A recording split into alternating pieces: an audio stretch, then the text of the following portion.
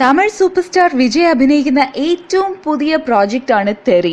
ഈ ഫിലിമിന്റെ ട്രെയിലർ ഇറങ്ങിയപ്പോൾ തന്നെ ഒരുപാട് പേര് ഈ ഫിലിം എക്സ്പെക്ട് ചെയ്തുകൊണ്ടിരിക്കുകയാണ്. എന്നാൽ മലയാളക്കരയും അതേപോലെ എക്സ്പെക്ടേഷനിലിരിക്കുകയാണ് തെറി കാണാനായിട്ട് തിയേറ്റേഴ്സിൽ. കേരളത്തിൽ ഈ ഫിലിമിന്റെ റൈറ്റ്സ് വാങ്ങിയിരിക്കുന്നത് പോപ്പുലർ പ്രൊഡക്ഷൻ ഹൗസ് ആയ ഫ്രൈഡേ ഫിലിം ഹൗസും കാർണിവൽ മോഷൻ പിക്ചേഴ്സും ചേർന്നാണ്. വിജയ് ബാബുവാണ് ഈ ന്യൂസ് പുറത്തറിയിച്ചത് കേട്ടോ. ഏപ്രിൽ 14 ഇറങ്ങാൻ പോകുന്ന ഈ സിനിമയുടെ റൈറ്റ്സ് വാങ്ങിയിരിക്കുന്നത് 5,60,00,000 രൂപയ്ക്കാണ്. Can you believe it? Distribution ബിസിനസ്സിൽ തന്നെ ഇത് വലിയൊരു ന്യൂ റെക്കോർഡാണ്. എന്തായാലും ഏപ്രിൽ 14 വരെ എല്ലാവരും കാത്തിരുന്നേ പറ്റുള്ളൂ.